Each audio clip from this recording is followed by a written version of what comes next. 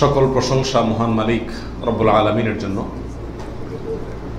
দরুদ এবং সালাম নাজিল হোক প্রিয় নবী মুহাম্মদ মুস্তাফা সাল্লাল্লাহু আলাইহি ওয়াসাল্লাম এবং তার সকল আল ও আসহাব সকলের প্রতি। আল্লাহুম্মা সাল্লি আলাইহিম আল্লাহুম্মা বারিক আলাইহিম। সম্মানিত সাথী ও বন্ধুগণ, কোরবানি আমাদের একেবারেই দোরগোড়ায় চলে এসেছে। সেজন্য কোরবানিকে সামনে রেখে আজ আমরা প্রশ্নোত্তরে কোরবানি এটা জানার চেষ্টা করব ইনশাআল্লাহ বিদিনিল্লাহ। 50টিরও বেশি প্রশ্ন কোরবানি প্রসঙ্গে আমি একত্র করেছি, যে প্রশ্নগুলোর উত্তরগুলো আমাদের জানা খুবই প্রয়োজন, এবং প্রশ্ন পেশ করে সাথে সাথে সংক্ষেপে আমরা তার উত্তর দেওয়ার চেষ্টা করব ইনশাআল্লাহ।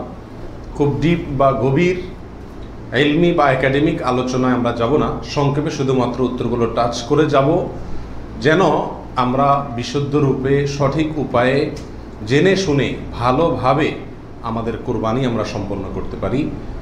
আল্লাহ তাআলা আমাদের সবাইকে আমাদের কোরবানিগুলোকে বিশুদ্ধ রূপে করার তৌফিক দান করুন। যে কোনো আমলের আগে ইলম শিখতে হয়, জানতে হয়। আমলের আগে ইলম জরুরি।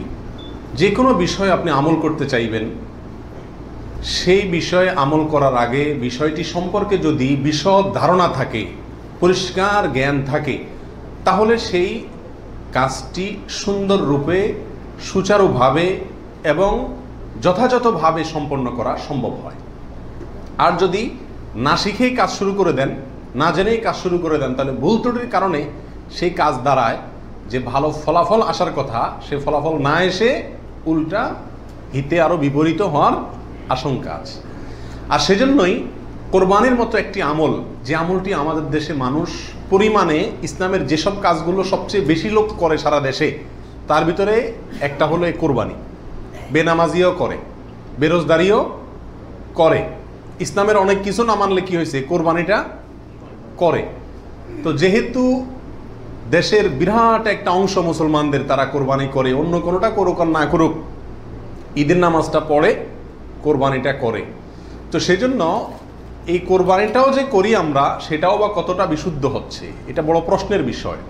সেজন্য আমরা জেনে নেব অল্প কথায় এই কোরবানি প্রসঙ্গে যে জিজ্ঞাসাগুলো আছে, যে প্রশ্নগুলো আছে সেগুলো। কারণ প্রশ্নের মাধ্যমে মানুষ কোনো কিছু শিখলে, সেটা সাধারণ আলোচনার মাধ্যমে শিখলে যতটা মনে থাকে তার চাইতে বেশি মনে থাকে। আল্লাহ তাআলা আমাদের সবাইকে উপকারী ইলম সবসময় গ্রহণ করার তৌফিক দান করুন। প্রিয় ভাইয়েরা, কোরবানি প্রসঙ্গে কোরআনে কারীমের একটি আয়াত আমি তেলাওয়াত করেছি। আল্লাহ সুবহানাহু ওয়া তাআলা বলেছেন, লা ইয়ানালাল্লাহা লুহুমুহা ওয়ালা দিমাউহা। তোমরা যে পশু আল্লাহকে সন্তুষ্ট করবার উদ্দেশ্যে জবাই করে থাকো, কোরবানি করে থাকো, এর গোশত, এর রক্ত কোনো কিছুই আল্লাহর কাছে পৌঁছায় না। ওয়ালাকিন ইয়ানালুহুত তাকওয়া মিনকুম, ওয়ালাকিন ইয়ানালুহুত তাকওয়া। কিন্তু তোমাদের অন্তরে যে তাকওয়াটা আছে, কোন মানসিকতা নিয়ে, কোন উদ্দেশ্য নিয়ে, কেন তুমি কোরবানি করছো, কোরবানি করার সময় তোমার মনের ভেতরকার অবস্থাটা কি, সেটা কিন্তু আল্লাহর কাছে ঠিকই পৌঁছে যায়। গোশত রক্ত জমিনেই থেকে যায়, দুনিয়াতেই থেকে যায়, উপরে ওঠে শুধুমাত্র তোমার অন্তরের ইচ্ছাটা, বাসনাটা। এই জন্য কোরবানি করার আগে সবচেয়ে গুরুত্বপূর্ণ পয়েন্ট হলো নিয়তকে খালেস করে নেওয়া। কি করে নেওয়া ভাই? নিয়তকে খালেস করে নেওয়া। কোরবানি করার আগে একটু ব্রেক দিন, একটু দাঁড়ান, একটু থামুন। আপনি কোরবানি করতে যাচ্ছেন, একটু থামুন। কেন কোরবানি করছেন? নিজেকে নিজে প্রশ্ন করুন এবং এই প্রশ্নের উত্তর নিজেকে নিজে দিন। এরপরে নিজেই বিচার করতে পারবেন আপনার কোরবানির কোনো বিনিময় আদৌ আল্লাহর কাছে পাবেন নাকি কিছুই পাবেন না। সম্মানিত সাথী বন্ধুগণ, যত মানুষ আমাদের সমাজে কোরবানি করে, এই বিশাল জনগোষ্ঠীর সবচেয়ে বড় অংশ বলা যেতে পারে, এই কোরবানিটা আমাদের জন্য আজ ফ্যাশনে পরিণত হয়েছে। এটার ইবাদত থাকে নাই। কারণ ইবাদত হয় সেই কাজ, যে কাজ বান্দা আল্লাহকে খুশি করার জন্য করে। কোরবানিটা সবচেয়ে বেশি সংখ্যক মানুষ করে, এর একটা কারণ এটাও যে কোরবানি এমন একটা ইবাদত যেটা নগদ লাভ নিজেই পায়, গোশতগুলা ফ্রেশ বাসায় উঠাইতে পারে, ঠিক না? ঠিক। এই কারণে সমাজের বড় একটা অংশ কি করে? কোরবানি করে। আবার অনেকে কোরবানি করে নিজের নেতাগিরি জাহির করার জন্য। নেতা সাহেব, এমপি সাহেব, মন্ত্রী সাহেব, ব্যবসায়ী সাহেব, হ্যাঁ, অমুক সাহেব, তমুক সাহেব, 10টা গরু, 5টা গরু, সবচেয়ে বড় গরু। এই যে একটা প্রতিযোগিতা, এই প্রতিযোগিতাটা মনে হচ্ছে ভালো কাজের প্রতিযোগিতা, আসলে এটা হলো এক ধরনের বড়াই, মাতবরির প্রতিযোগিতা, নিজের প্রভাব প্রতিপত্তি, নাম সুনাম এগুলোকে প্রতিষ্ঠিত করার প্রতিযোগিতা, যেটা কি প্রশংসনীয় নাকি নিন্দনীয়? নিন্দনীয়। এই জন্য ভাইরা আমার, কোরবানি করার আগে প্রথম একটু থেমে নিজেকে প্রশ্ন করতে হবে, আমি কেন কোরবানি করছি? আমি কি মানুষকে দেখাবার জন্য করছি না আল্লাহকে সন্তুষ্ট করার জন্য করছি?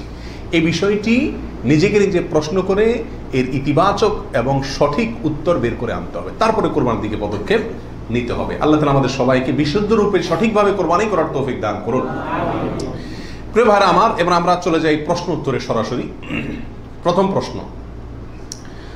প্রশ্ন হলো, কোরবানি কি? কোরবানি এটি উর্দুতে ব্যবহার হয়ে থাকে ত্যাগের অর্থে। কোরবানি করা, যে কোনো কাজের জন্য কোরবানি করা মানে কি করা? ত্যাগ করা। এই পশু কোরবানিকে কোরবানি বলা হয় এই জন্য যে এই কোরবানিটাও আসলে মূলত কি? ত্যাগেরই শিক্ষা বহন করছে। ইব্রাহিম আলাইহিসসালামের ত্যাগের স্বাক্ষর এই পশু কোরবানি। এর মাধ্যমে ইব্রাহিম আলাইহিসসালাম যে আল্লাহর জন্য বিশাল বড় ত্যাগ করেছিলেন, আল্লাহর কথাকে মানতে গিয়ে নিজের জীবনের সবচেয়ে বড় পরীক্ষার সম্মুখীন হয়েছিলেন এবং তিনি ত্যাগ করে পরীক্ষা উত্তীর্ণ হয়েছেন। এই কোরবানি যেহেতু তার স্বাক্ষর, সেই জন্য ওই আমাদের সমাজে উর্দুতে সচরাচর যে কোরবানি এই শব্দটি ব্যবহার হয় সেটাই প্রচলিত আছে, অর্থাৎ ত্যাগ করা, কোরবানি। আর আরবিতেও কোরবান শব্দটি আছে, যেটা কোরআনে আল্লাহ তাআলা ব্যবহার করেছেন। আদম আলাইহিসসালামের 2 ছেলে কাবিল এবং হাবিল, তারা উভয়ে আল্লাহর কাছে আল্লাহর সন্তুষ্টির জন্য তারা সাদাকা পেশ করেছিল, নৈকট্য অর্জন করার জন্য। আল্লাহ বলেছেন ইত্তাকাররাবা কোরবানান, তারা উভয়ে যখন কোরবান পেশ করছে, যে কোরবান শব্দ কোরআনেও আছে, অর্থাৎ তারা উভয়ে এমন বস্তু পেশ করেছে যার মাধ্যমে আল্লাহর নৈকট্য অর্জন করা যায়। সেই অর্থে কোরবান মানে হলো আল্লাহর কাছে নৈকট্য অর্জন করার মাধ্যম বা উপায়, অর্থাৎ ত্যাগ করা অথবা আল্লাহর কাছে নৈকট্য অর্জন করার মাধ্যম। এ হলো কোরবানির সংক্ষিপ্ত শাব্দিক পরিচিতি। আর ইসলামী শরিয়াতে কোরবানি বলা হয় জিলহজের 10 তারিখে এবং তার পরবর্তী যে দিনগুলোতে কোরবানি করা যায় সেই দিনগুলোর ভেতরে কোনো পশু, অনুমোদিত পশু যেগুলো জবাই করলে সওয়াব হয় দিনগুলোতে, সেগুলোকে আল্লাহকে সন্তুষ্ট করার উদ্দেশ্যে জবাই করার নাম হলো কোরবানি। এ হলো ইসলামী শরিয়ার পরিভাষায় কোরবানির মোটামুটি একটি সংজ্ঞা। দ্বিতীয় প্রশ্নে চলে যাই আমরা, কখন কিভাবে কোরবানি শুরু হয়েছিল? এই কোরবানি শুরু হয়েছিল সর্বপ্রথম ইব্রাহিম আলাইহিসসালামের মাধ্যমে। আল্লাহ সুবহানাহু ওয়া তাআলা ইব্রাহিম আলাইহিসসালামকে স্বপ্নের মাধ্যমে নির্দেশ করেছিলেন নিজের সন্তানকে জবাই করার জন্য। আর সন্তান জবাই করা, এই কঠিন নির্দেশটি আল্লাহ সুবহানাহু ওয়া তাআলা করেছেন ইব্রাহিম আলাইহিসসালামকে। তাকে আল্লাহ তাআলা যত কঠিন পরীক্ষা করেছিলেন, এত কঠিন পরীক্ষা তার আগে আর কোনো নবীর প্রতি আল্লাহর পক্ষ থেকে ছিল না। জীবনের পদে পদে পরীক্ষা।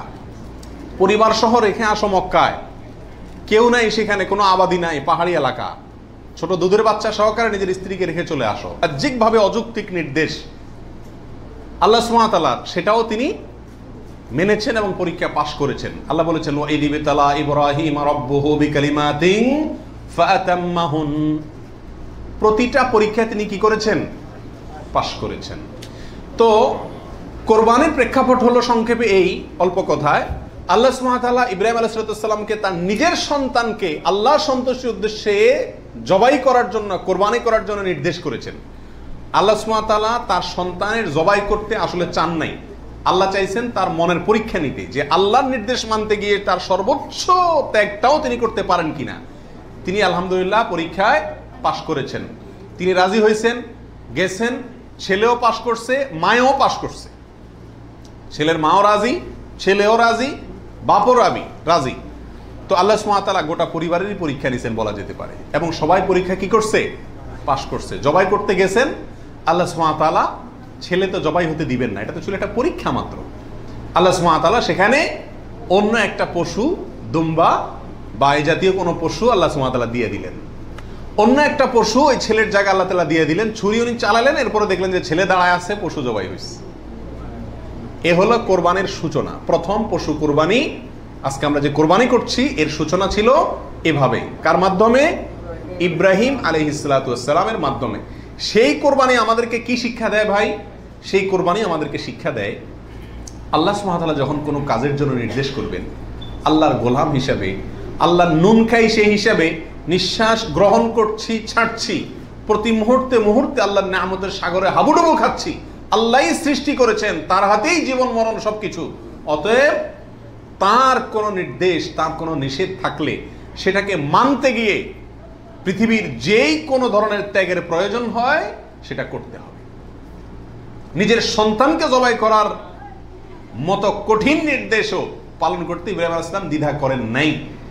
আল্লাহ সুবহানাহু ওয়া তাআলা ঠিকই কি করছেন, তাকে এর মাধ্যমে তিনি পাশ করেছেন এবং আল্লাহ সুবহানাহু ওয়া তাআলা তার মর্যাদা সমুন্নত করেছেন। এ হলো কোরবানির মূল শিক্ষা। আল্লাহর নির্দেশ, সেটা যত কষ্টই হোক মানতে, সেটা মানার জন্য সব ধরনের ত্যাগ করতে প্রস্তুত থাকা, এটা হলো কি ভাই? কোরবানির শিক্ষা। আর ওখান থেকেই কোরবানিটা শুরু হয়েছে। এরপরে আল্লাহ সুবহানাহু ওয়া তাআলা সেটাকে পৃথিবীর মানুষের জন্য ওই স্মৃতিকে, ওই আদর্শকে রেখে দিয়েছেন। এখন আমরা পশু কোরবানি করছি, কিন্তু এটার শুরুতে কিন্তু পশু কোরবানি ছিল না। মূলত এটা শুরুতে ছিল নিজের সকল কামনা, বাসনা, ভালোবাসা সবকিছুকে আল্লাহর নির্দেশের সামনে কি করে দেওয়া? কোরবানি করে দেওয়া। এ হলো এই কোরবানির গোড়ার ইতিহাস। এখন কোরবানির খোলসটা আছে, ভেতরেরটা আর নাই। এখন শুধু পশুই কোরবানি করি আমরা। নিজের ভেতরকার পশুত্ব, আমিত্ব, মনের খাহেশ, প্রবৃত্তি, এটাকে আর কি করি না? জবাই করি না। আল্লাহ তাআলা আমাদের সবাইকে কোরবানির আসল যে ইতিহাস সেটা থেকে শিক্ষা গ্রহণ করে এমনভাবে কোরবানি করার তৌফিক দান করুন যেই কোরবানি প্রকৃত অর্থেই কোরবানি হয়, যেই কোরবানি আমাদের জান্নাতে যাওয়ার কারণ হয়, মাধ্যম হয়। সেইভাবে কোরবানি করার এবং কোরবানির সেই ইতিহাস থেকে আল্লাহ তাআলা আমাদেরকে শিক্ষা গ্রহণ করার তৌফিক দান করুন। প্রিয় ভাইয়েরা, ৩ নম্বর প্রশ্ন হলো, কোরবানি কি জরুরি কোনো বিধান নাকি ঐচ্ছিক? অর্থাৎ কোরবানি কি সবার জন্য করা জরুরি, নাকি কোরবানি সুন্নাত, নফল, মুস্তাহাব জাতীয় কোনো আমল? তো এ বিষয়ে বলবো যে এই ক্ষেত্রে ওলামা একরামের দুটি প্রসিদ্ধ মত আছে। ওলামা একরামের অনেকেই বলেন যে কোরবানি করা এটা সকলের জন্য জরুরি। যাদের সামর্থ্য আছে, ঈদের দিন, কোরবানি ঈদের দিন অথবা পরবর্তী দিনগুলোতে যেগুলোতে কোরবানি করা যায়, এই সময়ের ভিতরে যার কাছে নেশা পরিমাণ টাকা আছে তার জন্য কোরবানি করা ওয়াজিব, জরুরি, বাধ্যতামূলক। না করলে গুনাহ হবে। এটা অনেক ওলামা একরামের মত। তাদের দলিল, সংক্ষেপে শুধু দলিলগুলো হালকা হালকা টাচ করে যাই। মুসনাদে আহমদ, ইবনে মাজাহ, মুস্তাদরাকে হাকিম এবং আরো অনেক কিতাবে একটা হাদিস বর্ণিত হয়েছে, যে হাদিসকে মুহাদ্দিসিন ইকরাম সহিহ বলেছেন। আল্লামা আলবানী রাহিমাহুল্লাহ নিজে হাদিসকে সহিহ বলেছেন। সেটা হলো এই, নবী রাসূলুল্লাহ সাল্লাল্লাহু আলাইহি ওয়াসাল্লাম বলেছেন, মান ওয়াজাদা সাআতান আন ইউদাহিয়া ওয়া লাম ইউদাহি ফালা ইয়াকরাবান্না মুসাল্লানা। অর্থাৎ যে ব্যক্তি কোরবানি করার সামর্থ্য তার আছে, সক্ষমতা আছে, সচ্ছলতা আছে, সেই ব্যক্তি যদি কোরবানি না করে, সেজন্য আমাদের ঈদগাহে ঈদের নামাজ পড়তে না আসে। কোরবানি করার ইচ্ছা না রাখলে সেজন্য ঈদের নামাজ পড়তে না আসে। এটা কিন্তু একটা সতর্কবাণী। শরীয়তে এই ধরনের নির্দেশ সুন্নত নফলের ক্ষেত্রে করা হয় না, ফরজ ওয়াজিবের ক্ষেত্রেই সাধারণত করা হয়। এটা হলো অন্য যুক্তি। দ্বিতীয় দলিল হলো, এটাও মুস্তাদে আহমদে আসছে এবং হাফেজ ইবনে হাজার আল আসকালানী রাহিমাহুল্লাহ, বিশ্ববিখ্যাত হাদিস ব্যাখ্যাতা, তিনি বলেছেন যে হাদিসটি বিশুদ্ধ। নবী রাসূলুল্লাহ সাল্লাল্লাহু আলাইহি ওয়াসাল্লাম বলেছেন, ইয়া আইয়ুহান নাস, হে লোক সকল, ইন্না আলা কুল্লি আহলি বাইতিন উদহাইয়াতুন ওয়া আতিরাতুন, নিশ্চয়ই প্রত্যেক পরিবারের লোকের উপরে, প্রত্যেক পরিবারের উপরে একটি করে কোরবানি এবং আতিরা, এটা ওয়াজিব। আতিরা হলো রজব মাসে যে পশুটি জবাই করা হয়, সেটা একসময় ওয়াজিব ছিল, পরে এটা রহিত হয়ে গেছে। তো এখানে নবী রাসূলুল্লাহ সাল্লাল্লাহু আলাইহি ওয়াসাল্লামের ভাষা হলো ইন্না আলা কুল্লি আহলি বাইতিন, প্রত্যেক পরিবারের উপরে কোরবানি করা জরুরি। জরুরি, আলা এই শব্দটি জরুরি অর্থ বোঝানোর জন্যই আসে। এটিও বিশুদ্ধ হাদিস। তাহলে আরো অনেকগুলো হাদিস আছে এই জাতীয়, যে হাদিসগুলোর আলোকে ওলামা ইকরামের একটা অংশ বলেন যে এই কোরবানি ওয়াজিব। ইমাম আজম আবু হানিফা রাহিমাহুল্লাহর মত এটা। এর বিপরীতে অনেক ওলামা ইকরাম বলেন কোরবানি করা ওয়াজিব নয়, এটা সুন্নাতে মুআক্কাদা। সুন্নাতে মুআক্কাদা মানে কি? সুন্নাত কিন্তু খুবই গুরুত্বপূর্ণ সুন্নাত, বিনা কারণে এটা ছাড়া মাকরুহ, অপছন্দনীয়, ভালো কাজ নয়। সুন্নতে মুআক্কাদা এবং ওয়াজিবের সাথে খুব বেশি তারতম্য নাই, কাছাকাছি গুরুত্বের বিচারে প্রায়। সাহাবীদের ভিতরে অনেক প্রসিদ্ধ সাহাবী তারা কোরবানি করতেন না, ওয়াজিব মনে করবে মানুষ এই ভয়, এরকম কোনো বর্ণনা পাওয়া যায়। তারপরে কোনো বর্ণনা জানাবে এটাকে সুন্নাতু আবিকুম ইব্রাহিম এ জাতীয় শব্দ ব্যবহার করেছেন। তো এসব কারণে ওনারা সুন্নত বলেন, সুন্নতে মুআক্কাদা বলেন। যাই হোক, সর্বসাকুল্যে এই কোরবানি খুবই গুরুত্বপূর্ণ একটি বিধান, এটা হলো নিশ্চিত। ওয়াজিবের মতটা গ্রহণ করলে এটা বেশি সতর্কতা হয় এবং ইখতিলাফ এবং মতপার্থক্যের ঊর্ধ্বে উঠা যায়, এবং অনেকগুলো বর্ণনা এর পক্ষে রয়েছে। 4 নম্বর প্রশ্ন হলো, কোরবানি কয়টা করতে হয়? এই প্রশ্নটা আজকাল এই জন্য করতে হচ্ছে যে এখন আমরা সমাজে কোরবানির সংখ্যা বাড়ানোর জন্য এক ধরনের প্রতিযোগিতা খেয়াল করতেছি। 3টা গরু, 5টা গরু, 7টা গরু, এমপি সাহেব, মন্ত্রী সাহেব, ব্যবসায়ী সাহেব, বিভিন্ন সাহেবরা করে কি করে না, এমনকি আমরাও একটা গরু একটা ছাগল, কারণ কেউ গরুর গোশত পছন্দ করে, কেউ ছাগল গোশত পছন্দ করে ঘরে, যার কারণে দুইটাই দিতে হয়, অথবা গরুতে 1 ভাগ দিতে হয়, আবার আলাদা ছাগল দিতে হয়। এই যে কোরবানির সংখ্যা বাড়ানোর একটা প্রবণতা আছে, আসলে ইসলামী শরিয়া কি বলে? কোরবানির পশু বা কোরবানির সংখ্যা কতগুলো হওয়া জরুরি? তো এর উত্তর হলো যে কোরবানি মূলত একটি কোরবানি যথেষ্ট। একাধিক কোরবানি হওয়া এটা কি না, জরুরি না। নবী আলাইহিস সালাতু ওয়াস সালামের ব্যাপারে সুনানে তিরমিজিতে একটা হাদিস আসছে, যেটা কি ইমাম তিরমিজি হাসান বলেছেন, অন্যান্য উলামা একরাম অনেকে জয়ীফ বলেছেন।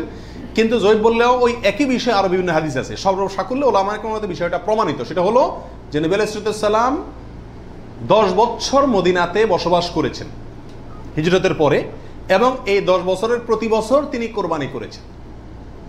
প্রতি বছর তিনি কি করেছেন?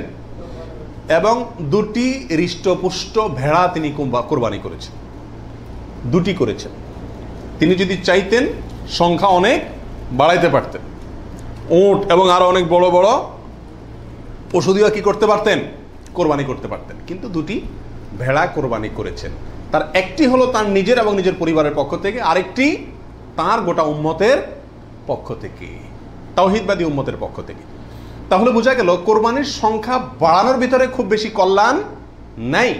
হ্যাঁ, কেউ যদি কোনো এলাকাতে গরিব মানুষকে খাওয়ানোর উদ্দেশ্যে বেশি কোরবানি করে, নাম ফুটানোর উদ্দেশ্য না থাকে, তাহলে অবশ্যই সেজন্য তিনি আল্লাহর কাছে কি পাবেন? আজর এবং সওয়াব পাবেন। 5 নম্বর প্রশ্ন হলো, কয়দিন পর্যন্ত কোরবানি করা যায়? কোরবানির সময়সীমা কতদিন? এর উত্তর হলো, এক্ষেত্রে ওলামা একরামের 2টি মত আছে। অনেক ওলামা একরামের মতে কোরবানি করা যায় ঈদের দিন, জিলহজের 10 তারিখ, আর 11 এবং 12 এই 3 দিন। এটা ইমাম আবু হানিফা রাহিমাহুল্লাহর মত। এর বিপরীতে অনেক ওলামা একরামের মত হলো কোরবানি এটা 4 দিন পর্যন্ত করা যায়। কোরবানি ঈদের দিন এবং তারপরে আরো 3 দিন, 11, 12, 13। যুক্তি হলো যে আইয়ামে তাশরিক, এক হাদিসে আসছে একেবারে সুস্পষ্টভাবেই যে আইয়ামে তাশরিক এই দিনগুলা সবগুলোই হলো জবাই করার দিন, অর্থাৎ কোরবানি করার দিন। সেহেতু আইয়ামে তাশরিক হলো ঈদের দিন, ঈদের পরে আরো 3 দিন, অর্থাৎ 13 তারিখ, চাঁদের 13 তারিখের সন্ধ্যার আগ পর্যন্ত। এ হলো কোরবানির দিন। তবে কোরবানি প্রথম দিন ঈদের নামাজের পরপরই করা বেশি উত্তম, এতে কোনো সন্দেহ বা ইখতিলাফ কারোর নাই। এবারে সারা দুনিয়ার উলামা একরাম একমত। কারণ নবী আলাইহিস সালাম ঈদের দিন ঈদের নামাজের পরপরই সাধারণত কি করতেন? কোরবানি করতেন। দ্বিতীয় তৃতীয় দিনে তিনি নিতেন না। অতএব একেবারে শুরুতেই করে ফেলা হলো সবচেয়ে উত্তম এবং বেস্ট। এবারে কারো কোনো দ্বিমত নাই। 6 নম্বর প্রশ্ন, কোন সময় থেকে কোরবানি করা যাবে? উত্তর হলো, ঈদের নামাজ যখন পড়া হবে, যেই এলাকাতে গরুটা জবাই হবে ওই এলাকাতে যখন ঈদের নামাজ শেষ হবে, ঈদের নামাজ শেষ হওয়ার পরপরই কি করা যাবে? কোরবানি করা যাবে। আরেক এলাকাতে ঈদের নামাজ শেষ হয়েছে, সেজন্য আপনার এলাকাতে আপনি কি করবেন না? কোরবানি করবেন না। আপনার এই পশু যারা কোরবানি করবে তারা ঈদের নামাজ পড়ার পরপরই কি করতে পারবেন? কোরবানি করতে পারবেন। এ হলো কোরবানির সময়। এরপরে আসি 7 নম্বর প্রশ্ন, রাতে কি কোরবানি করা যাবে? এই প্রশ্নের উত্তর হলো, রাতে কোরবানি করাকে ওলামা একরাম মাকরুহ বা অপছন্দনীয় বলেছেন। তার কারণ হলো, কোরবানি একটা আল্লাহর গুরুত্বপূর্ণ বিধান। এখানে পশুর রগ নির্দিষ্ট সংখ্যায়, নির্দিষ্ট রগগুলো কাটা যেতে হবে। রাতে করলে অন্ধকারে সেগুলো কম বেশ হয়ে যেতে পারে, এই আশঙ্কায় দিনের বেলায় করা উত্তম এবং রাতের বেলায় মাকরুহ বলেছেন। তবে যদি পর্যাপ্ত আলোর ব্যবস্থা থাকে এবং এরকম কোনো ভুল হওয়ার আশঙ্কা না থাকে, তাহলে রাতেও কোরবানি করা যাবে, অর্থাৎ এই দিনগুলোতে আর কি, যে দিনগুলোতে করা যায়। এরপরে আসি 8 নম্বর প্রশ্ন, কোন কোন পশু দিয়ে কোরবানি করা যাবে? আপনি হাঁস মুরগি দিয়ে কোরবানি দিলে কোরবানি হবে কিনা?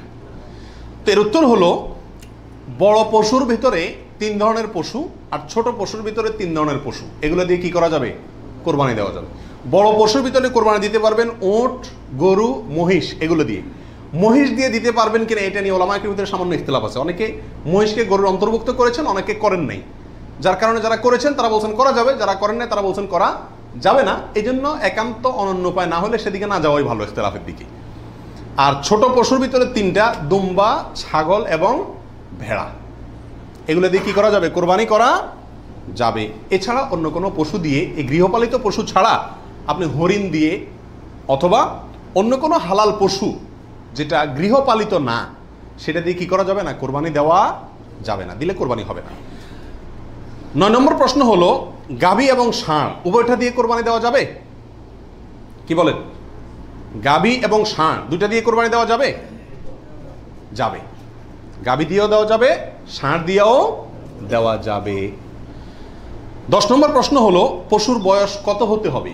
কত বছর বয়স হলে আপনি সেই পশু দিয়ে কি করতে পারবেন? কোরবানি দিতে পারবেন। এর উত্তর হলো, পশু যদি হয় সবচেয়ে বড় পশু অর্থাৎ উট, তাহলে সেক্ষেত্রে সেটার বয়স হতে হবে কমপক্ষে 5 বছর।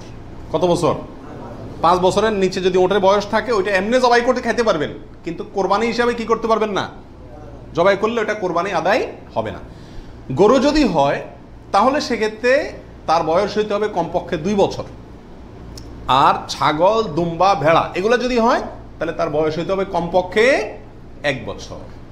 তাহলে ছোট পশুগুলা 1 বছর, গরু 2 বছর, ওট 5 বছর। ছোট পশুর মধ্যে আবার দুম্বা, ভেড়া এগুলো যদি 6 মাসের বয়স, 7 মাস, 8 মাসের বয়সেরটা দেখতে 1 বছরটার মতো বড় দেখা যায় তাহলে চলবে, কিন্তু ছাগলের ক্ষেত্রে পরিপূর্ণ কি হইতে হবে? 1 বছর হওয়া লাগবে। 11 নম্বর প্রশ্ন হলো, দাঁত দেখে বয়স নির্ধারণ করে আমাদের দেশে, এটা কি ঠিক নাকি বেঠিক? কি বলেন আপনারা? এটা ঠিক। কারণ হলো, পশু বিশেষজ্ঞ যারা আছেন, পশু সম্পর্কে যারা ভালো বুঝেন, পশু লালন পালনে যারা দক্ষ, অভিজ্ঞ, তারা পশুর গালের ভেতরকার বিশেষ ধরনের দাঁত যখন একটা বের হয় তখন বুঝেন এটা 1 বছর হয়েছে, 2টা বের হলে বুঝেন 2 বছর হয়েছে, এবং এটা অভিজ্ঞতা দ্বারা মোটামুটি প্রমাণিত, প্রতিষ্ঠিত, যার কারণে ওইটার উপরে নির্ভর করে বছর নির্ধারণ করা, নির্ণয় করা কি আছে? সঠিক। তবে কোনো পশু যদি নিশ্চিতভাবে জানা যায় তার বয়স 1 বছর, 2 বছর বা যেই পরিমাণ বয়স হওয়া দরকার সেই পরিমাণ বয়স হয়েছে কিন্তু দাঁত উঠে নাই, তবুও সেটা দিয়ে কি দেওয়া যাবে? কোরবানি দেওয়া যাবে। দাঁতটা মেইন না, মেইন হলো বয়সটা ওই পরিমাণ হয়েছে কি না। ওই বয়সে হওয়ার পরও কি থাকতে পারে? দাঁত নাও থাকতে পারে। এরপরে আসি 12 নম্বর প্রশ্ন, ত্রুটিযুক্ত পশু দিয়া কোরবানি দিলে কি কোরবানি হবে? ত্রুটিযুক্ত পশু, একটা পশুর ভিতরে কোনো দোষ আছে, ত্রুটি আছে, সমস্যা আছে, রোগবালাই আছে, ওইটা এমনি জবাই করে খাইতে পারবেন, কিন্তু কোরবানি দিলে কোরবানি হবে কি না? এর উত্তর হলো, কিছু কিছু ত্রুটি আছে, যেই ত্রুটিগুলো থাকলে পশু কোরবানি করলে ওই কোরবানি যথেষ্ট হবে না। আর কিছু কিছু ত্রুটি আছে যেগুলো থাকলেও কি দেওয়া যাবে? ওই ত্রুটি সহকারে কোরবানি দিলে কোরবানি হয়ে যাবে। কোন ত্রুটিতে আপনার কোরবানি দিলে কোরবানি হবে না? একটা হলো ল্যাংড়া হওয়া, এমন ল্যাংড়া যে ল্যাংড়ার কারণে সে পশুর পালের সাথে চললে পিছায় যায়, তাদের সাথে তাল মিলায় ধরে রাখতে পারে না, অথবা জবাই করার জায়গা পর্যন্ত হেঁটে যাওয়ার ক্ষমতা নাই, তাকে ঠেলা নিয়ে যেতে হয়, ছেঁচড়ায় নিয়ে যেতে হয়, শক্তি নেই পায়ে, 1 পা হোক 2 পা হোক, এরকম ল্যাংড়া ঘোড়া যদি হয় তাহলে ওইটা দিয়ে কোরবানি দিলে কি হবে না? যথেষ্ট হবে না, হাদিসে সুস্পষ্টভাবে নিষেধ করা আছে। আরেকটা হলো যে এই পরিমাণ রুগ্ন, অসুস্থ, রোগা, যে রোগার কারণে সে চলাফেরা করতে পারে না, বা ওই যে হাঁটার শক্তি নেই, প্রচন্ড রোগা, দুর্বল, সেটা দিয়ে কোরবানি দিলেও কি হবে না? কোরবানি হবে না।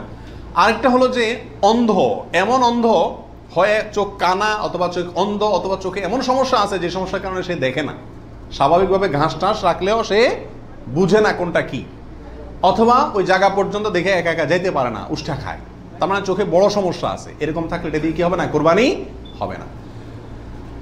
একটা শিং অথবা 2টা শিং গোড়া থেকে উঠে গেছে, একেবারে গোড়া সহ উঠে গেছে, এরকম যদি হয় ওইটা দিয়ে কোরবানি দিলেও কোরবানি হবে না। তবে যদি সামান্য হয়, সামান্য কান কাটা, সামান্য শিং ভাঙা, সামান্য একটু পায়ে সমস্যা, সামান্য একটু অসুখ বিসুখ আছে, এরকম যদি হয় সেগুলো দিয়ে কোরবানি দিলে কি হবে? কোরবানি হয়ে যাবে। অর্থাৎ ত্রুটি যদি ছোট হয় সমস্যা নাই, বড় ত্রুটি যদি হয় তার কারণে কি হবে না, ওই পশু দিয়ে কোরবানি দিলে কোরবানি যথেষ্ট হবে না।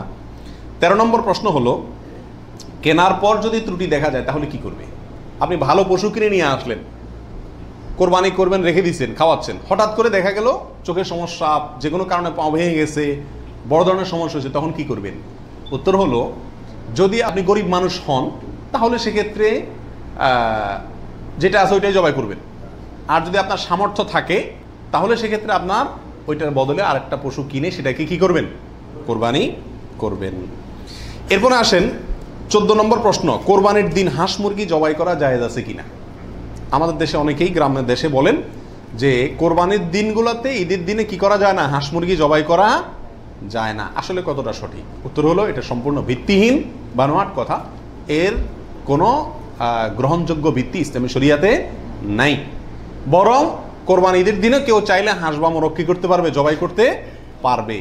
তবে যদি এটাকে কোরবানির নিয়তে করে যে আমার তো গরু ছাগল দেওয়ার সামর্থ্য নয়, আমি মুরগি দিয়েই দিলাম কোরবানি, তাহলে সেক্ষেত্রে এই জবাই কি হবে না? জায়েজ হবে না। কারণ এই পশু দিয়ে কি হবে না? কোরবানি হবে না। এমনি গোশত খাওয়ার জন্য যদি জবাই করে তাহলে ঈদের দিনেও জবাই করাতে কোনো সমস্যা নাই। 15 নম্বর প্রশ্ন হলো, কোরবানির পশু এটা দেখায় বেড়ানো, প্রদর্শন করে বেড়ানো, এটা কি জায়েজ আছে কিনা? আজকাল কোরবানির পশু কেনার পরে মহল্লাতে, গ্রামে, পাড়াতে, আশেপাশে একটা চক্কর মোটামুটি দেয় না? দেয় না? শুধু দেয় না, আপনার ওইটার গলায় একটা মালা লাগায়, হ্যাঁ, পারে না একটা সাইনবোর্ড লাগায় দেয় কার এটা সেটা, এবং তারপরে ওই গরুকে নিয়ে পুরো এলাকাতে ঘুরায়। এরপর বলে যে এটা কার গরু, বলে অমুকের গরু। এরকম একটা প্রথা মোটামুটি অঘোষিতভাবে চালু আছে না নাই? এরকম প্রদর্শন করে বেড়ানো এটা কি সঠিক? এর উত্তর হলো না। এই প্রদর্শনটা সাধারণত হয়ে থাকে জাহির করার জন্য, সবাইকে দেখানোর জন্য। আর এই দেখানোটার ভেতরে কল্যাণের চাইতে অকল্যাণ বেশি। কেউ যদি বলে আমি এটা দেখাচ্ছি এই জন্য যাতে অন্যরা উৎসাহিত হয়, তাহলে তো এটা ভালো উদ্দেশ্য, কিন্তু এই উদ্দেশ্যে খুব অল্প সংখ্যক মানুষই কি করে? এটাকে শোডাউন করে। বরং এটা শোডাউন করে কি জন্য? সবাই জিজ্ঞেস করবে, ভাই এটার দাম কত হয়েছে, কার গরু, মাশাআল্লাহ, জিতছে, হাসছে, এইসব যোগ বিয়োগ করবে। ঠিক না ঠিক? অতএব মানুষকে দেখায় বেড়ানোর উদ্দেশ্যে যদি এই কোরবানির পশুকে প্রদর্শন করা হয়, শোডাউন করা হয়, তাহলে এটা রিয়া, এবং রিয়ার কারণে গুনাহগার হবে। এটা করা যাবে না। আল্লাহ আমাদেরকে বুঝার তৌফিক দান করুন। 16 নম্বর প্রশ্ন হলো, কোরবানির পশু কেনার পরে এবং জবাই করার পরে পশুর সঙ্গে সেলফি তুলে এটা ফেসবুকে দেওয়া যাবে কিনা, সামাজিক যোগাযোগের মাধ্যমে প্রচার করা যাবে কিনা, ইসলামের দৃষ্টিতে এর ভিতরে কোনো, এর ব্যাপারে কোনো বাধা আছে কিনা? এর উত্তর হলো, কোরবানির পশু কেনার পরে অথবা জবাই করার পরে ওই পশুর সাথে সেলফি দেওয়া, সেলফিটাই তো অনেকের মতে এটা একটা মানসিক রোগে পরিণত হয়েছে। আর এই গরুকে কেনার পরে, ছাগল কেনার পরে তার সঙ্গে ছবি তুলে, সেলফি তুলে ওইটা ফেসবুকে বা সামাজিক যোগাযোগের মাধ্যমে প্রচার করা, এটা ইসলামী শরিয়ার দৃষ্টিতে খুবই গর্হিত এবং নিন্দনীয় একটি কাজ। বিশেষ করে এই জন্য যে প্রথমত বিনা প্রয়োজনে ছবিটা তোলা হচ্ছে, দ্বিতীয়ত হলো এর মাধ্যমে নিজে কি কোরবানি দিচ্ছে এটাকে কি করা হচ্ছে? জাহির করা হচ্ছে, প্রচার করা হচ্ছে। বাহবা কি আল্লাহর কাছ থেকে নিতে চান না মানুষের কাছ থেকে নিতে চান? আল্লাহর কাছ থেকে যদি নিতে চান তাহলে ওইটাকে প্রচার করে মানুষের কাছে লাইক কমেন্ট পাইলেন, সেই আশায় এটাকে আপনার লাইক কমেন্টের ব্যবসায়, বিজনেসের পুঁজি হিসাবে খাটাইলেন। আল্লাহর কাছে তার বিনিময় পাওয়ার আশা করা বড় কঠিন। এই জন্য এই গরুর সাথে সেলফি তোলা, বিশেষ করে জবাই করার পরে রক্ত সহকারে ছবি তোলা, এগুলো কোনো অবস্থাতেই ইসলামের শরিয়ার দৃষ্টিতে খুব একটা ভালো কাজ নয়। এগুলো থেকে আমাদের বিরত থাকা উচিত, মনে করা উচিত এটা একটা ইবাদত। এটা কি ইবাদত? ইবাদতের ক্ষেত্রে তামাশা বা যা মনে চাইলে তা করলাম, ফাইজলামতি করলাম, এর কোনো সুযোগ নাই। আল্লাহ আমাদেরকে বোঝার তৌফিক দান করুন। 17 নম্বর প্রশ্ন হলো, ভাগে কোরবানি দেওয়া যাবে কিনা?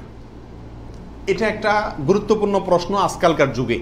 কারণ কোনো কোনো ওলামা একরাম বলছেন ভাগে কোরবানি দেওয়া যাবে না, বরং গরু হোক আর ওঁট হোক, যত বড় পশুই হোক, দিলে একজনের পক্ষ থেকে দিতে হবে, 7 ব্যক্তির পক্ষ থেকে যথেষ্ট হবে। এই যে কথা প্রচলিত আছে, এটাকে অনেক কোনো কোনো ওলামা একরাম কি করছেন?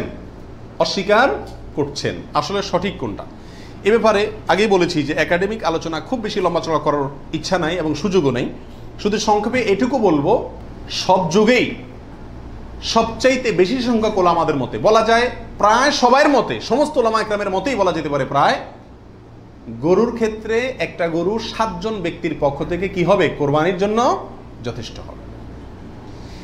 এক্ষেত্রে বিচ্ছিন্নভাবে যে 2-1 আলেম বলছেন যে গরু হোক আর ওট হোক একজন থেকে হবে, 7 জন থেকে হবে না, তাদের যুক্তিগুলা খুবই ঠুনকো এবং খুবই দুর্বল। নবী আলাইহিস সালাম যে সফরে একাধিক ব্যক্তিকে কোরবানিতে অংশগ্রহণের সুযোগ দিয়েছিলেন, তারা বলেন যে এটা সফরের জন্য নির্দিষ্ট, অথচ নবী আলাইহিস সালাম সেটা নির্দিষ্ট করেন নাই, এটা ওনারা নির্দিষ্ট করছেন। নবী আলাইহিস সালামের কোনো নির্দেশ সফরে হোক, হাজারে হোক, সফরের বাইরে হোক, যে কোনো নির্দেশ সাধারণত ব্যাপকভাবেই সবার জন্য সব সময়ের জন্য প্রযোজ্য হয় যদি কোরআন এবং সুন্নাহর কোনো বর্ণনা দ্বারা নবী আলাইহিস সালাম নিজে ওইটাকে নির্দিষ্ট না করে দেন। তিনি সফরে যদি কোনো নির্দেশ করেন, ওই সফরের বাইরের জন্য সেটা কার্যকর হবে কি হবে না? যদি কেউ সফরের জন্য নির্দিষ্ট করতে চায় তাহলে তার জন্য পৃথক দলিলের প্রয়োজন। বিধায় এটাই হলো বেশিরভাগ ওলামা একরামের মত। বিচ্ছিন্নভাবে কোনো আলেমের মত থাকতে পারে, কিন্তু সে 1-2 আলেমের কথা না শুনে সংখ্যাগরিষ্ঠ ওলামা একরামের মতের উপর আমল করবেন। গরুর ক্ষেত্রে 7 জনের পক্ষ থেকে যথেষ্ট হবে। তবে একটা কথা এখানে বলতেই হবে, সেটা হলো উত্তম হলো একাকি দেওয়া, ভাগে না দিয়ে কিকে দেওয়া, একাকি দেওয়া। এক্ষেত্রে কারোর কোনো দ্বিমত নাই, একাকি দিতে পারলে সেটা সবচেয়ে বেস্ট এবং ভালো। 18 নম্বর প্রশ্ন হলো, পরিবারের সব সদস্য বা একাধিক সদস্য যদি সামর্থ্যবান হয় তাহলে সবাই দিবে, নাকি গোটা পরিবারের পক্ষ থেকে একজন দিলেই চলবে? নবী আলাইহিস সালাম থেকে এক্ষেত্রে একটা হাদিস বর্ণিত হয়েছে, যেটা একটু আগে আপনাদেরকে শুরুতে আমি শুনেছি, মুসনাদ আহমদে বর্ণিত হয়েছে এবং আরও অনেক হাদিসের কিতাবে কাছাকাছি হাদিস বর্ণিত হয়েছে। নবী আলাইহিস সালাম বলেছেন যে প্রত্যেক পরিবারের উপরে একটি কোরবানি জরুরি, প্রত্যেক পরিবারের উপরে উযহিয়াতুন, একটি কোরবানি জরুরি, আলা কুল্লি আহলি বাইতিন, এই ধরনের শব্দ তিনি ব্যবহার করেছেন, প্রত্যেক পরিবারের উপরে। এই হাদিস থেকে বোঝা যায় কোরবানি এটা এক পরিবারে একাধিক সদস্য যদি হয় সামর্থ্যবান, তথাপি যিনি মূল কর্তা তিনি দিলেন তাহলে সবার পক্ষ থেকে হয়ে যাবে। এর বিপরীতে ওলামা ইকরামের আরেকটি মত আছে, যেটা ইমাম আবু হানিফা রাহিমাহুল্লাহর মত, সেটা হলো কোরবানি পরিবারের একাধিক সদস্য যদি সবাই যদি সামর্থ্যবান হয় তাহলে প্রত্যেকের পক্ষ থেকে দিতে হবে। ওনার যুক্তি, উনি বলেন নবী আলাইহিস সালামের ওই হাদিস, যে হাদিসে তিনি বলেছেন যার সামর্থ্য আছে আর কোরবানি দেয় না সেজন্য ঈদগাহে না আসে। এখানে যার সামর্থ্য আছে প্রত্যেক ব্যক্তিকেই শামিল করে এই নির্দেশনা। বিষয়টা গবেষণামূলক, উভয় পক্ষেরই দলিল এবং যুক্তি আছে। তো এক্ষেত্রে সতর্কতামূলক মত যদি অবলম্বন করি আমরা, তাহলে প্রত্যেকেরই যার যার সামর্থ্য আছে তার পক্ষ থেকে করা যেতে পারে, এবং করলে সমস্যা হবে এটা কারোর মতেই নাই। 19 নম্বর প্রশ্ন হলো, 7 ভাগের নিচে হলে কোনো সমস্যা আছে কিনা গরুতে? একটা গরুতে ধরেন 5 জন মিলে দিলেন, 4 জন মিলে দিলেন, 3 জন মিলে দিলেন, 6 জন মিলে দিলেন, 7-এর নিচে হলো, এটা কি যথেষ্ট হবে না কোনো সমস্যা আছে? এর উত্তর হলো কোনো সমস্যা নাই। আমাদের দেশে অনেকে মনে করেন যে গরু দিলে 7 পুরা করতে হবে, এই জন্য যখন 7-এর সংখ্যা না পায় তখন এবার খুঁজে খুঁজে অনেক মৃত মানুষকেও যোগ করে, যেভাবে হোক কি করতে হবে, 7 পুরা করতে হবে। বিষয়টা এরকম না। কোরবানির গরুতে সর্বোচ্চ 7 পর্যন্ত দেওয়া যায়, 3 জন, 2 জন, 7 জন, 5 জন, 6 জন, যে কোনো সংখ্যায় 7-এর নিচে থাকলেই কোরবানি দেওয়া যাবে। এরপরে আসেন 20 নম্বর প্রশ্ন হলো, অমুকের নামে কোরবানি দেওয়া, তমুকের নামে কোরবানি দেওয়া, 7 নামে, 3 নামে, 5 নামে, এরকম একটা কথা সমাজে প্রচলিত আছে। এই কথাটা বলাটা সঠিক কিনা? এর উত্তর হলো না, এটা সঠিক না, এই কথাটা ভুল। কিন্তু এই ভুলটা এমন ভুল না যে ভুলের কারণে বড় ধরনের গুনাহ হয়ে যাবে, কারণ এটা বলার ভুল, এভাবে বলাটা উচিত না। কারণ কোরবানি হবে মূলত আল্লাহ সুবহানাহু ওয়া তাআলার নামে, অতএব 5 নামে, 4 নামে, 3 নামে, 7 নামে কোরবানি হয় না। নাম শুধু একটাতেই হয়, সেটা হলো বিসমিল্লাহ, আল্লাহর নামে, ঠিক না ঠিক? অতএব এই কথাটা বলার ভুল। এখানে বলতে হবে 7 জনের পক্ষ থেকে, 3 জনের পক্ষ থেকে, বা 3 শরিক, 5 শরিক, 5 শেয়ার, 5 ভাগ, এভাবে বলা যেতে পারে। কিন্তু বা অমুকের পক্ষ থেকে, তমুকের পক্ষ থেকে, এভাবে বলা যেতে পারে, কিন্তু অমুকের নামে, তমুকের নামে এভাবে বলাটা উচিত নয়। যদিও এখানে কেউ এই উদ্দেশ্যে বলে না যে আল্লাহর সাথে শরিক করে 3 জনের নামে দিচ্ছি, এরকম কেউ উদ্দেশ্য নেয় না, সেজন্য এটা কি হবে না, শিরকে পৌঁছাবে না। তারপর এভাবে না বলাই উচিত এবং উত্তম, নিরাপদ। 21 নম্বর প্রশ্ন হলো, নারী বুড়ি এটা অনেক সময় নিজেরা সাফ করতে কষ্ট হয় বা পারে না, তখন কাউকে দিয়ে সাফ করায়, সাফ করানোর পরে বলে সাফ করে দিবা, তুমি অর্ধেক নিবা, আমাদেরকে অর্ধেক দিবা। এরকম হয় কি হয় না? তাকে নাড়ি বুড়ির অংশ দিলেন অথবা পশুর গোশতের অংশ দিলেন, এটা জায়েজ আছে কিনা। প্রাসঙ্গিকভাবে আরেকটি কথা প্রশ্ন চলে আসে, সেটা হলো যে কসাই যখন পশুকে বানায়, তো বানানোর পরে তাকে টাকার চাতে কিছু গোশত দেওয়া হয়, এবং অনেক সময় দেখা যায় যে বানানোর যে বাজার রেট, তার যে মজুরি, এটা তাইতে অনেক কমে রাজি হয়ে যায় কসাইরা। কেন? কারণ তারা জানে গোশত 5 কেজি দিলেই তো 2-2.5 টাকা এসে গেল, অতএব এক্ষেত্রে যদি আমাকে টাকা একটু কমও দেয় অসুবিধা নাই। এই ভুলটা ঘরে ঘরে হয়ে থাকে। কোরবানির পশু যারা বানায় সে কসাইদেরকে গোশত দেয় না, এমন মানুষ সারা বাংলাদেশে খুঁজে কয়জন পাওয়া যাবে আমার সন্দেহ আছে। কোরবানির মধ্যে সবচেয়ে বড় দাগের ভুলগুলোর ভিতরে এটা অন্যতম। এইভাবে যদি কেউ করে তাহলে এটা বড় ধরনের ভুল। কোরবানি হওয়া না হওয়া নিয়ে টান দিবে। নবী আলাইহিস সালাম পরিষ্কার ভাষায় বলেছেন যে তোমরা কসাইকে, জাজ্জারকে কোরবানির পশুর কোনো কিছু দিবা না, তাকে আলাদা টাকা দিবা, তার মজুরি যেটা সেটা দিবা। কেন তাকে পশুর কিছু দেওয়া যাবে না? এই জন্য দেওয়া যাবে না যে এই পশুটা আপনি জবাই করছেন কার জন্য? আল্লাহর জন্য। এটার মালিক কে? মূলত আল্লাহ। যেহেতু আল্লাহ খায়ও না পরেও না, আল্লাহর জন্য কিছু দিলে আল্লাহ বলেন আমার পক্ষ থেকে গরিবকে দিও। এটা হলো আল্লাহ সিস্টেম। কিন্তু কোরবানির ক্ষেত্রে শুধু ব্যতিক্রম, আল্লাহ বলেছেন ঠিক আছে আমার জন্য দিছ, সবকিছুই গরিবকে দিতে বলি, এটা তোমার খাইতে দিলাম আমি।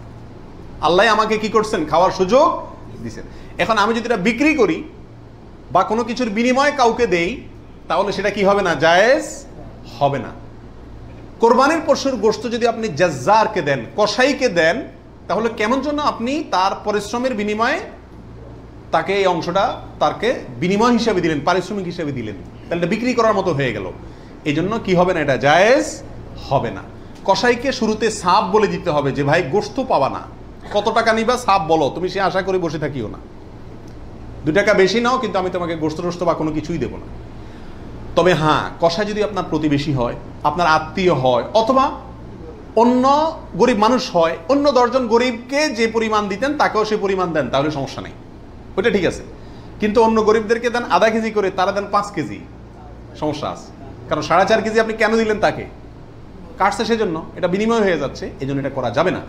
অতএব নাড়ি বুড়িও যদি কেউ সাফ করে, তাকেও কি দেওয়া যাবে না? ওই নাড়ি বুড়ি সাফের বিনিময়ে নাড়ি বুড়ির অর্ধেক বা গরুর কোনো অংশ তাকে দেওয়া যাবে না। সাফ করলে সাফের বিনিময়ে তাকে ক্যাশ টাকা দিয়ে দিবেন। কথা বুঝতে পারছি? নাড়ি বুড়ি যদি দিতে হয় তাহলে গরিব মানুষ হিসাবে দিলেন, সেটা ভিন্ন কথা, কিন্তু এজ এ তার কাজ পারিশ্রমিক হিসাবে কি করতে পারবেন না? দিতে পারবেন না। এটা বড় বহুলের ভিতরে একটা, এবং এটা প্রচুর পরিমাণে মানুষকে সচেতন করা দরকার এই ব্যাপারে। 22 নম্বর প্রশ্ন হলো, কোরবানির ভাগিদারদের মধ্যে কারো ইনকাম হারাম অথবা উদ্দেশ্য অসৎ, গোশত খাওয়ার উদ্দেশ্য আছে না নেই? কোরবানি না দিলে ছেলে মেয়েগুলা কার দিকে চেয়ে থাকবে, কোরবানি না দিলে নতুন আত্মীয় তারা কি বলবে, ব্যয়ের বাড়িতে রান কেমনে পাঠাবো, এরকম অনেক উদ্দেশ্য থাকে কি থাকে না? সারা জীবন দিয়ে আসছি, এবছর না দিলে সমাজে মুখ থাকে না, মানুষ কি বলবে, এই মানসিকতা নিয়ে কোরবানি অনেকে দেন না। এরকম যদি কেউ আপনার ভাগিদারদের মধ্যে, অংশীদারদের মধ্যে থাকে, অথবা কেউ যদি কোরবানি করে তার ইনকাম হারাম, আর সে হারাম ইনকাম থেকেই দেয়, অনেকের হারামও আছে হালালও আছে, সুদও খায় ঘুষও খায়, আবার বেতনও আছে হালাল, তাহলে সেটা ভিন্ন। একজনে কোরবানির পশুতে হারাম ইনকাম ইনভেস্ট করছে আপনি জানেন, অথবা তার উদ্দেশ্য অসৎ, তাহলে এই পশুতে আপনি এবং আরো যে কয়জন অংশগ্রহণ করবে কারোর কোরবানি হবে না। এই জন্য অংশীদার এবং কোরবানির ভাগই নেওয়ার ক্ষেত্রে বহু হিসাব নিকাশ করে নিতে হবে। যে ব্যক্তি গোশতের ধান্দায় বা অন্য কোনো ধান্দায় করে তাকে ভাগিদার নেওয়া যাবে না। কথা বুঝে আসছে? নিতে হবে যে শুধুমাত্র আল্লাহ সন্তুষ্ট করার জন্য, আল্লাহর সন্তুষ্টির জন্য যে কোরবানি করে তাকে, এবং সরাসরি হারাম টাকা ইনভেস্ট না করে ওই ব্যক্তিকে, যার ইনকাম হালাল, এরকম ব্যক্তিকে ভাগিদার হিসেবে নিতে হবে। আর না হলে ভাগি দেওয়ার দরকার নাই, একা একাই দিতে হবে। আল্লাহ তৌফিক দান করুন। 23 নম্বর হলো, রাসূল করিম সাল্লাল্লাহু আলাইহি সাল্লামের পক্ষ থেকে কোরবানি দেওয়া যাবে কিনা। আমাদের দেশে প্রচুর পরিমাণে মানুষ রাসূল করিম সাল্লাল্লাহু আলাইহি সাল্লামের পক্ষ থেকে কি দেয়? কোরবানি দিয়ে থাকে। এর উত্তর হলো, রাসূল আকরাম সাল্লাল্লাহু আলাইহি সাল্লামের নামে উম্মত হিসাবে আপনি তার পক্ষ থেকে কোরবানি দিতে পারবেন। নবী আলাইহিস সালাম নিজেও কোরবানি দিয়েছেন তার উম্মতদের পক্ষ থেকে। তবে মৃত ব্যক্তির নামে কোরবানি দেওয়ার ক্ষেত্রে জীবিত ব্যক্তির সাথে মিশিয়ে দেওয়া, মিক্স করে দেওয়া, জীবিত ব্যক্তির সাথে অধীনস্থ করে মৃত ব্যক্তির নাম যোগ করা বা তার পক্ষ থেকে দেওয়া, এটা হলো সবচেয়ে ঝামেলামুক্ত এবং মতপার্থক্যের ঊর্ধ্বে উঠা। কথা বুঝতে পারছি? শুধুমাত্র মৃত ব্যক্তির নামে স্বতন্ত্র কোরবানি না দিয়ে জীবিত ব্যক্তির নিজের নামের সঙ্গে মৃত ব্যক্তিকে যুক্ত করে দিলেন, এই মতটাই হলো সবচাইতে সতর্কতামূলক মত এক্ষেত্রে মৃত মানুষের পক্ষ থেকে কোরবানি দেওয়ার ক্ষেত্রে। 24 নম্বর প্রশ্ন হলো, মা বাবা, স্ত্রী, বড় ভাই এদের কাউকে খুশি করার জন্য কারোর পক্ষ থেকে, সমাজে বলে কারোর নামে কোরবানি দেওয়া যাবে কি যাবে না? উত্তর হলো না। এটা রিয়া, লৌকিকতা, মানুষ দেখানো, এটা শিরকে আসগর। আমাদের সমাজে একটা সমস্যা দেখা দেয় কোরবানির সিজন আসলে। কথার কথা, একটা পরিবারে আপনি একটা গরুতে একটা অংশ কোরবানি দিবেন অথবা ছাগল কোরবানি দিবেন, সেক্ষেত্রে মা চায় যে আমার নামে দেখ, মানে আমার পক্ষ থেকে দেখ, বাপে চায় যে আমার পক্ষ থেকে দেখ। এখন ছেলে চিন্তা করে কারে খুশি করব। অনেক সময় স্ত্রী স্বামী দুজনের ভিতরে চায় যে আমার নামে দেখ, বড় ভাইয়ের নামে না দিলে বড় ভাই মুখ কালো হয়, এই জন্য কার নামে দিবে এটা নিয়ে এক ধরনের হেজিটেশনে মানুষ ভুগে। এক্ষেত্রে অনেক সময় অংশ বাড়ায় দেয় শুধু মাকে খুশি করার জন্য, যে ওনার নামেও কি করলাম, একটা দিলাম। এটা এক ধরনের রিয়া বা লৌকিকতা। যদিও যদি সওয়াবের উদ্দেশ্যে থাকে যে উনি ভালো কাজ করতে চান, সেই হিসাবে ওনাকে আমি ভালো কাজে সহায়তা করলাম, তাহলে ভিন্ন কথা। কিন্তু সাধারণত এই চিন্তাটা খুব কমই থাকে। এই জন্য কাউকে খুশি করার টার্গেটটা কোরবানিতে থাকা উচিত না। আর মা বাবা বা অন্যদেরও মনে রাখা উচিত, যার সামর্থ্য আছে সে দিবে, যে মূল কর্তা সে দিবে। এক্ষেত্রে আমার নামে দিল না, অমুকের নামে দিল না, অমুকের পক্ষ থেকে দিল না, এই জন্য মন খারাপ করা তাদেরও উচিত না, এটা বোকামি। 25 নম্বর প্রশ্ন হলো, কয়েকজন মিলে এক ভাগ কোরবানি দিতে পারবে কিনা? 2 জন, 3 জন, 4 জন, 5 জন মিলে এক ভাগ কোরবানি দিতে পারবে কিনা? প্রবাসে দেখা যায় একটা রুমে 3 জন 4 জন আছে, তো কোরবানিদের দিন 4 জন মিলে যায় কি করে, একটা ছাগল কিনে নিয়ে আসে, আয়না জবাই করে। তো 4 জন মিলে যদি একটা ছাগল দেয়, অথবা একটা অংশ গরুতে হোক অথবা ছাগলে হোক, কোরবানিতে যদি একাধিক ব্যক্তি যদি এক অংশ দেয়, কোরবানি হবে? হবে না। একটা অংশ একজন দিবে, সেখানে কয়েকজন যদি সেখানে অর্থায়ন করে, কয়েকজন ভাগ বসায়, আর এক অংশ কয়েকজন মিলে দেয়, তাহলে কি হবে না? কোরবানি হবে না, ওটা গোশত খাওয়া হবে। প্রবাসে যারা, যেসব ভাইয়েরা, লক্ষ লক্ষ ভাইয়েরা প্রবাসী আছেন, দেখা যায় যে 5 জন, 6 জন, 7 জন একটা রুমে আছেন, তো তারা সবাই মিলে একটা ছাগল কিনে এনে গোশত খান, কোরবানি তাদের উদ্দেশ্য থাকে না। আমি তাদেরকে অনুরোধ করব যে আপনারা কেন একটা পদ্ধতি অবলম্বন করেন না, যাতে আপনাদের কোরবানির সওয়াব হবে, গোশতও খাওয়া হবে। সেটা হলো এই, আপনাদের 6 জনের মধ্যে সবাই টাকাটা একজনকে মালিক বানায় দেন, যে ভাই আপনি সিনিয়র মানুষ বা আপনি বড় ভাই, আপনাকে আমরা সবাই মিলে 100 করে 500 রিয়াল দিলাম, আপনি এই টাকা দিয়ে একটা ছাগল আয়না কোরবানি করেন। উনি ওনার জন্যই কোরবানি করলো, আপনারা সবাই টাকাটা দিলেন, তাহলে আপনারা যে সহায়তা করলেন সব পেলেন কি পেলেন না? আর ওনার কোরবানিটাও হয়ে গেল, গোশতও খাওয়া হয়ে গেল, একসাথে সবগুলা পাখি এক ডিলে মারা গেল। আর যদি সবাই ঈদের দিনই জবাই করবেন ছাগল, তাহলে কোরবানি কেন করবেন না? একটু চালাক হলেই কোরবানির সওয়াবটাও হয়ে যাচ্ছে, গোশত খাওয়াটাও হয়ে যাচ্ছে। প্রবাসী ভাইদের ভিতরে এই সমস্যাটা প্রচুর পরিমাণ দেখা যায়, যে 5-6 জন মিলে ছাগল কিনে কোরবানির নিয়ত কেউই করে না, অথবা সবাই মিলে কোরবানির নিয়ত করে, যার দুইটাই কি ভুল। 26 নম্বর প্রশ্ন হলো, কোরবানির টাকা অন্য কেউ যদি দিয়ে দেয়, তাহলে কোরবানি হবে কিনা? আমি গরিব মানুষ, আমি কোরবানি করতে চাচ্ছি, অথবা সামর্থ্যবান, আমাকে একজনে টাকা দিয়ে দিল যে আপনাকে একটা ছাগল দিয়ে দিলাম, অথবা আপনার ছাগলের টাকা দিয়ে দিল যে আপনি কোরবানি দিয়েন। আমার পক্ষ থেকেই কোরবানি দেওয়ার জন্য কেউ আমাকে টাকা দিয়ে সহায়তা করলো, হেল্প করলো, এতে আমার কোরবানি দিলে কোরবানি হবে কি হবে না? কি বলেন আপনারা? হবে। যদি কেউ টাকা দিয়ে আপনাকে কোরবানির জন্য সহায়তা করে, ছাগল কিনে দিল, গরু কিনে দিল, কোরবানির অংশের টাকা দিয়ে দিল, আপনার পক্ষ থেকে কোরবানি দেওয়ার জন্যই আপনাকে টাকা দিছি, তার টাকা দিয়ে আপনি নিজে কোরবানি দিলেন নিজের পক্ষ থেকে, এটাতে কোনো অসুবিধা নাই। যে কোনো অর্থনৈতিক ইবাদতে অর্থটা যদি দ্বিতীয় পক্ষ দিয়ে দেয়, অন্য কেউ দিয়ে দেয়, এবং তার টাকা দিয়ে আপনি ইবাদতটা করেন, তাহলে জায়েজ আছে। যেমন আপনি হজ করবেন, আপনি ওমরা করবেন, আপনাকে হজের টাকাটা আমি দিয়ে দিলাম, আপনি হজ করবেন, আমি দিয়ে দিলাম, আমি এটা আমার পক্ষ থেকে করার জন্য দেই না, আপনার হজ আপনি করেন, আমি টাকা দিয়ে দিলাম, হেল্প করলাম আপনাকে, অথবা কিছু হেল্প করলাম, এটাতে কোনো অসুবিধা নাই। ওমরার ক্ষেত্রেও নাই, ঠিক কোরবানির ক্ষেত্রেও অন্য কেউ টাকা দিলেও আপনার পক্ষ থেকে কোরবানি করার জন্য যদি অর্থায়ন করে বা সহায়তা করে বা টাকা দেয়, সেই টাকা দিয়ে আপনি কোরবানি দিলে কি হবে? আপনার কোরবানি হয়ে যাবে। 27 নম্বর প্রশ্ন হলো, লোন করে কোরবানি করা যাবে কিনা, হাওলাত করে ঋণ করে কোরবানি করা যাবে কিনা? এর উত্তর হলো যাবে, যদি সেই ঋণের টাকাটা দেওয়ার মতো ব্যবস্থা বা ইচ্ছা সদিচ্ছা থাকে, তাহলে ঋণ করেও কি দেওয়া যাবে? ঋণ করে ভালো কাজ করা যায়। 28 নম্বর প্রশ্ন হলো, ঋণগ্রস্ত ব্যক্তির জন্য কোরবানি দেওয়া উত্তম নাকি ঋণ দেওয়া উত্তম?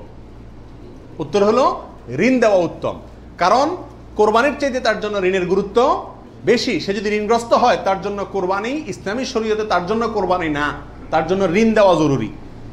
সে ঋণ পরিশোধ করবে, এরপরে টাকা থাকলে কোরবানি দিবে, না থাকলে কোরবানি দিবে না। কিন্তু আমাদের আজকাল অবস্থা হলো, ঋণ থাকলেও আমরা কোরবানি দিই, কারণ না দিলে মুখ রক্ষা হয় না, ছেলে মেয়ে কার দিকে চেয়ে থাকবে, গোশত কোত্থেকে খাবে। অতএব এগুলা কোরবানি না, এগুলা নিছক গোশত খাওয়া এবং ফুর্তি। 29 নম্বর প্রশ্ন হলো, হাজি সাহেবদের জন্য দেশে কোরবানি করা জরুরি কিনা? যারা হজ করতে আসছেন তারা দেশে তাদের পক্ষ থেকে কোরবানি দিতে হবে কিনা? উত্তর হলো না। হাজি সাহেবরা যারা আসছেন তারা হজ করতে এসে হজের পরে তারা দমের শকর দিচ্ছেন, শুকরিয়া স্বরূপ যে দম দিচ্ছেন, যেটাকে আমরা কোরবানি বলি, এখানে দিচ্ছেন, তাদের জন্য দেশে তাদের পক্ষ থেকে আর কোরবানি দেওয়া কিনা জরুরি না। তাছাড়া তারা মুসাফির অবস্থায় মুসাফির ব্যক্তির জন্য কি দিতে হয় না? কোরবানি দিতে হয় না। 30 নম্বর প্রশ্ন হলো, বিয়ের অলিমার গোশত সংগ্রহের জন্য কোরবানি করা যায় আছে কিনা? আমাদের দেশে উল্লেখযোগ্য সংখ্যক বিয়ে হয়ে থাকে কোরবানিদের পরে। আপনারা খেয়াল করবেন, আগদ হয়তো আগে পরে হয়, খাওয়ান দাওয়ানের অনুষ্ঠান হয় কোরবানিদের পরে। আল্লাহ মাফ করুক, কোরবানির সময় তো গরু একটা এমনি জবাই করা লাগে, তো ওই সময় যদি অলিমার অনুষ্ঠানটা বা বৌভাতের অনুষ্ঠানটা করা যায়, তাহলে তো ওই গোশত দিয়েই সারা যায়, গোশতের টাকাটা বেঁচে যায়। যদি কারোর এরকম উদ্দেশ্য থাকে, তাহলে সেক্ষেত্রে তার কোরবানি হবে না। আর যদি কেউ মনে করে যে না, ঈদের পরে সবাইকে পাইতে সুবিধা হয়, সেজন্য ওই টাইমটাতে করতেছি, অথবা আপনার কোরবানি করলাম, অলিমার জন্য আলাদা গরু জবাই করলাম, অথবা আপনার কোরবানির গোশত অলিমার জন্য করি না, আমি অলিমা করলেও একটা গরু দেই, অন্য বছর না থাকলেও একটা গরু আল্লাহর জন্য দেই, এরকম যদি কেউ থাকে তাহলে তার জন্য জায়েজ আছে। আর তা না হলে এই কোরবানির গোশত দিয়ে অলিমা সারা, অনুষ্ঠান সারা, এটা যদি ওই উদ্দেশ্যে করে, তাহলে সেক্ষেত্রে এটা কোরবানি হবে না, বরং এটা এক ধরনের তামাশা হবে কোরবানির নামে। 32 নম্বর প্রশ্ন হলো, কোরবানির সুন্নাহ পদ্ধতি কি, কোন দিকে ফিরে জবাই করতে হবে? এর উত্তর হলো, কোরবানির সুন্নাহ সম্মত পদ্ধতি হলো পশুকে মাথা দক্ষিণ দিকে দিয়ে পাও কেবলামুখী করে তারপরে বিসমিল্লাহি আল্লাহু আকবার বলে কি করতে হবে? জবাই করতে হবে। জবাই করার ক্ষেত্রে সাধারণত পশুর কানকে গলার দিকে টেনে ধরলে যে জায়গায় এসে কান থামে, ওই জায়গা বরাবর যদি ছুরি চালানো হয়, তাহলে খুব দ্রুত পশুর জবাই হয়ে যায়, কষ্ট কম হয়, হাঁটি টাটির উপরে যায় না সাধারণত। বাকি এই জায়গাটা ধরে যেখানে হাড্ডি নেয় সেখানে ছুরি চালানো এবং পশ্চিম দিকে ফিরিয়ে দক্ষিণমুখী করে করা। যদি কেউ অন্য কোনো দিকে ফিরে করে ফেলে, তাহলেও তার কোরবানি হয়ে যাবে, কিন্তু এটা সুন্নাহর খেলাফ হলো। রাসূল আকরাম সাল্লাল্লাহু আলাইহি সাল্লাম থেকে এভাবে কোরবানি করাটাই প্রমাণিত আছে। 32 নম্বর প্রশ্ন হলো, কোরবানির ভাগিদারদের নাম জপা কোরবানির পরে এটা জরুরি কিনা? আপনারা দেখবেন, ভাগিদারে কোরবানি যদি দেয়, তার লিস্ট লিখতে লিখতে অবস্থা খারাপ হয়ে যায়, এবং যিনি কোরবানির পশু জবাই করেন ওই হুজুর নাম নিতে নিতে অবস্থা খারাপ। আল্লাহর নামে এতবার নেয় কিনা সন্দেহ, এতবার ওই ভাগিদারদের নাম নেয়, কারণ ভালো করে নাম নিলে টাকা পাওয়াও, কোরবান জবাইয়ের টাকা পাওয়াও কঠিন হয়ে যাবে। তো এটা জরুরি কিনা? উত্তর হলো, এটা মুস্তাহাব। কোরবানি করার পরে আল্লাহুম্মা তাকাব্বালহু মিন ফুলান ফুলান ফুলান, আল্লাহ এটাকে অমুকের পক্ষ থেকে নাম ধরে তাদের পক্ষ থেকে কবুল করুন, এরকম বলাটা মুস্তাহাব, উত্তম। রাসূল আকরাম সাল্লাল্লাহু আলাইহি ওয়াসাল্লাম নিজেও বলেছেন, আল্লাহ এটা আমার পক্ষ থেকে কবুল করেন, এটা আমার উম্মতের পক্ষ থেকে কবুল করেন, আমার পরিবার, এটা আমার উম্মতের পক্ষ থেকে। তাহলে এভাবে সবাইয়ের পক্ষ থেকে কোরবানি, যে কয়জন দিচ্ছে তাদের পক্ষ থেকে কোরবানি হচ্ছে, এই কথাটা, এবং তাদের পক্ষ থেকে আল্লাহ কবুল করেন, এটা বলাটা উত্তম, মুস্তাহাব কিন্তু কিনা। কোনো কারণে যদি এটা কেউ বলতে ভুলেও যায়, নিয়ত যেহেতু আছে আল্লাহ জানেন, অতএব কি হয়ে যাবে? কোরবানি হয়ে যাবে। 33 নম্বর প্রশ্ন হলো, শ্বশুর বাড়ি থেকে কোরবানির পশু হাদিয়া নেওয়া জায়েজ আছে কিনা? জোরে সোরে এই কালচারটা ইদানিং ছড়াইতেছে, মানুষের টাকা পয়সাও হয়েছে, তো এই জন্য ওই মেয়ের বাপের বাড়ির পক্ষ থেকে ছেলের বাপের বাড়িতে গরু পাঠায়, ছাগল পাঠায়। আগে পাঠাইতো রান, কল্লা, গোশত। এখন গোশত, কল্লা আর রানে জামাইরাও খুশি না, আর বাপ মাও দিয়া সন্তুষ্ট না। এই জন্য পাঠায় ডাইরেক্ট গরু বা ছাগল, এটা জায়েজ আছে কিনা? উত্তর হলো, যদি হাদিয়া হিসাবে দেয়, তাদেরও সামর্থ্য আছে, অভাব নাই, আর এটা লোকচক্ষু ভয়ে অথবা সমাজের মানুষের বলার ভয়ে বা অন্য কোনো কারণে না দেয়, এমনি আসলে হাদিয়া দিছে, তাহলে তো হাদিয়া নেওয়া তো জায়েজ আছে, বরং সুন্নাত। কিন্তু যদি এটা হয় যে না দিলে জামাই কি বলবে, জামাইয়ের মা খোঁচাবে, অমুকরা খোঁচাবে, তমুকরা খোঁচাবে, এসব কারণে যদি দেয়, তাহলে সেটা গ্রহণ করা জামাইয়ের পরিবারের জন্য কি হবে না? জায়েজ হবে না। এবং এটা খুবই বাজে একটা কালচার। উচিত তো হলো জামাই বাবাজিয়ে শাশুড়ির জন্য, শ্বশুরবাড়ির জন্য গরু ছাগল পাঠানো, এটা হলো উচিত। কারণ তারা সারা জীবন এই মেয়েটাকে বড় করে লাখ লাখ টাকা ইনভেস্ট করে মানুষ করে আমাকে দিয়ে দিছে। আমি বছরে বছরে একবার করে তাদের একটা গরু ছাগল দিতে পারলে ভালো হয়। খবরদার আবার শ্বশুরবাড়িতে দিলেন, বাহর বাড়িতে কিছুই দিলেন না। অনেকে আছে শ্বশুরবাড়ির অন্ধ, আবার সেটাও আবার সঠিক না। ব্যালেন্স রাখতে হবে। আল্লাহ তৌফিক দান করুন। 35 নম্বর প্রশ্ন হলো, বৈদ্যুতিক মেশিনে জবাই করা জায়েজ আছে কিনা? আপনারা জানেন যে উন্নত দেশগুলোতে বৈদ্যুতিক মেশিন দিয়ে জবাই করার একটা কালচার প্রচলিত আছে, বা অটোমেটিক মেশিন দিয়ে জবাই করার কালচার আছে। এটা দিয়ে জবাই করলে জবাই হবে কিনা? উত্তর হলো, পশু জবাই হওয়ার জন্য শর্ত হলো পশুর নির্দিষ্ট কয়েকটা রগ আছে, রগগুলা কাটা যেতে হবে এবং রক্ত প্রবাহিত হইতে হবে। যদি কোনো বৈদ্যুতিক শক ইত্যাদির মাধ্যমে পশুকে দুর্বল করে ফেলা হয়, যে দুর্বল করার ফলে অনেক সময় বাঁচে কিনা এটাই সন্দেহ হয়, এরপরে ছুরি চালানো হয়, তাহলে ওই পশু দিয়ে কোরবানি করা জায়েজ হবে না। কারণ যে দুর্বল বানায় তাকে কি করা হচ্ছে? জবাই করা হচ্ছে, বিধায় এটা জায়েজ নাই। আর যদি ছুরি দিয়ে করা হয় এবং মানুষের হাত না লাগে এবং বিসমিল্লাহ বলা হয়, মুসলমানে সুইচ চালায়, তাহলে সেক্ষেত্রে ছুরি দিয়ে যদি জবাই হয়, কাটা যায়, তাতে কি হবে? কোরবানি হয়ে যাবে ইনশাআল্লাহ, এবং জবাই বিশুদ্ধ হবে। 35 নম্বর প্রশ্ন হলো, জবাইয়ের সময় বিসমিল্লাহ বলতে যদি কেউ ভুলে যায়, তাহলে কি করবে? এর উত্তর হলো, নিজের পশু তো নিজে জবাই করা উত্তম। যারা প্রফেশনাল জবাই করেন মৌলভী সাহেবরা, তারা তো ভুলের কথা না, কারণ তাদের অভ্যাসই আছে। নিজেটা নিজে করতে গেলে ডরে ভয়ে ভুলেও যেতে পারে। যদি কেউ ভুলে যান, ভয়ের কোনো কারণ নাই। মুসলমান যদি ভুলেও যায়, তবুও সেই পশু হালাল হবে, খাওয়া হারাম হবে না। ইচ্ছাকৃত যদি কেউ বিসমিল্লাহ না বলে, সেটা ভিন্ন কথা, সেটা সমস্যা আছে। কিন্তু ভুলে যদি বিসমিল্লাহ না বলে, তাতে পশু হালালই থাকবে, হারাম হবে না ইনশাআল্লাহ। 36 নম্বর প্রশ্ন হলো, কোরবানিকারীকে কি চুল, নখ ইত্যাদি কাটা থেকে বিরত থাকতে হবে? উত্তর হলো হ্যাঁ।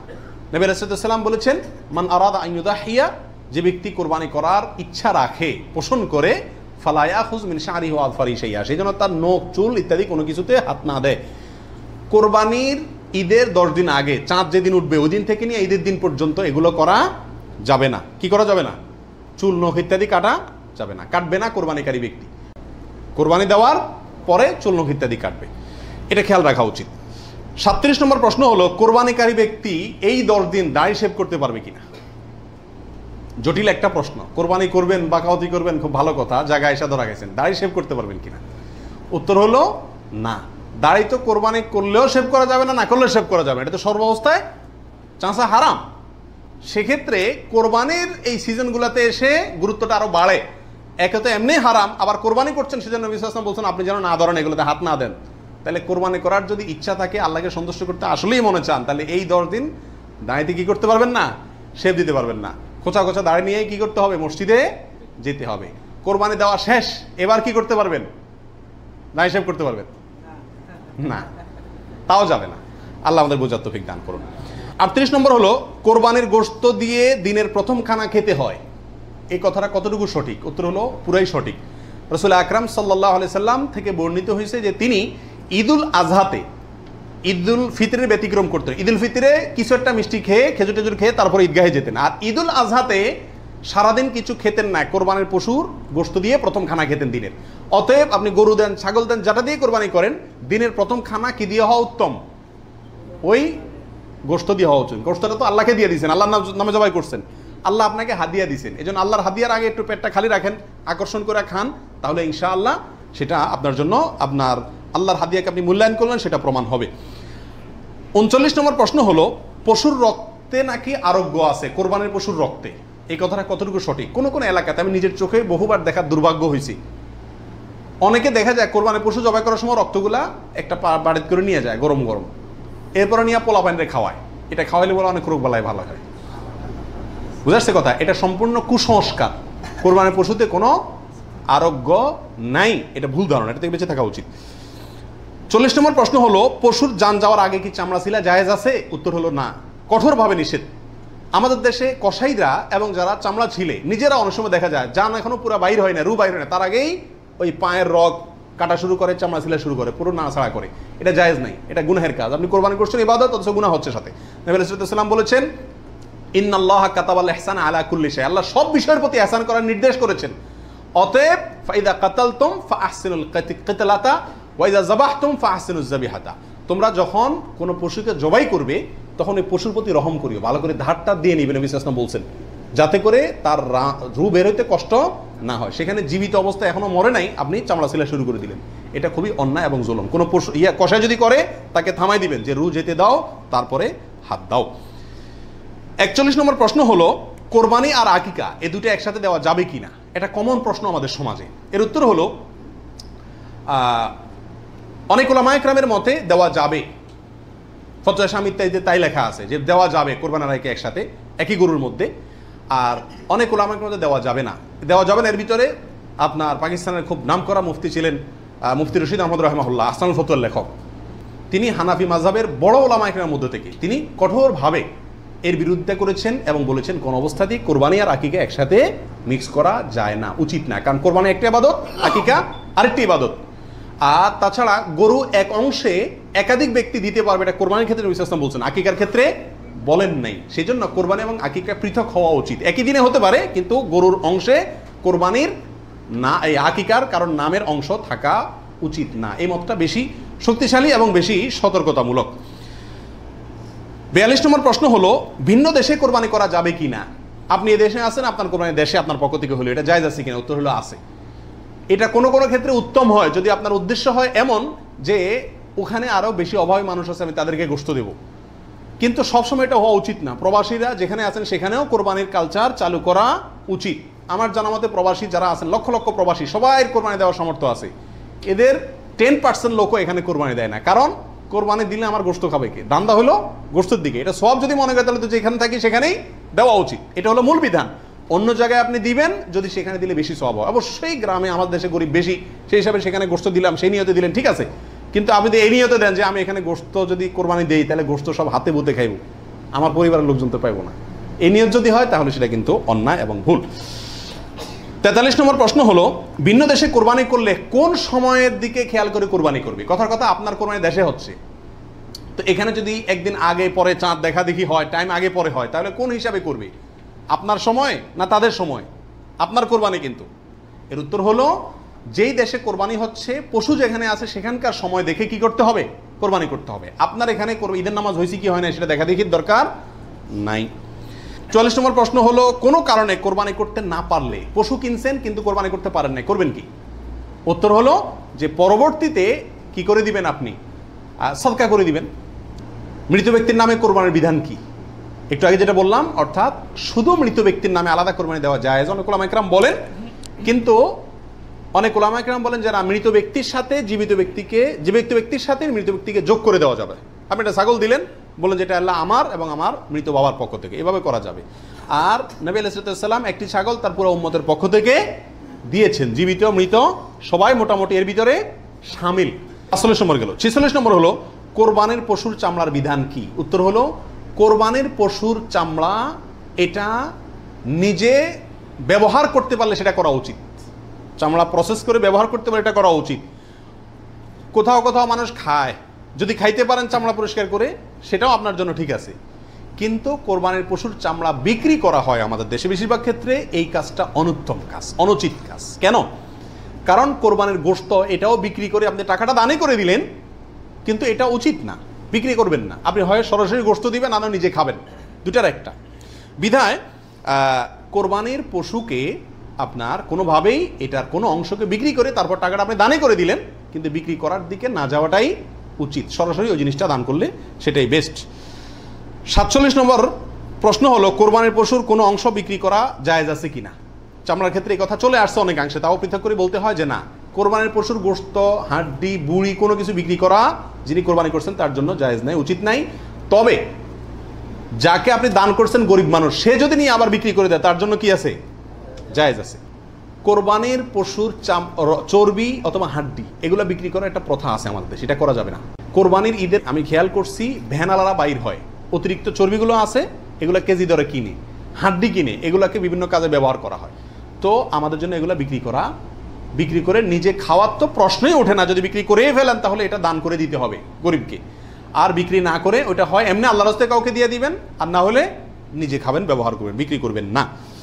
48 নম্বর প্রশ্ন হলো কোরবানির গোশত কিভাবে বন্টন করবেন, কয় ভাগ করবেন? এর উত্তর হলো কোরবানির পশু 3 ভাগে বন্টন করা ওলামা ইকরাম মুস্তাহাব বলেছেন, কিন্তু কোনো হাদিসে এর ক্ষেত্রে আলাদা করে এভাবে নির্দেশ করা হয় যে 3 ভাগে করতে হবে। আল্লাহ কোরআনে বলছেন যে ফাকুলু মিনহু, তোমরা কোরবানির পশু থেকে নিজেরা খাও, ওয়া আতইমু আল কানিআ ওয়াল মুতাররা, ধনী গরিব সবাইকে দাও। তাহলে ধনী গরিব 2 ভাগকে দাও, আবার নিজে খাও, 3টাই হয়ে গেল এখানে।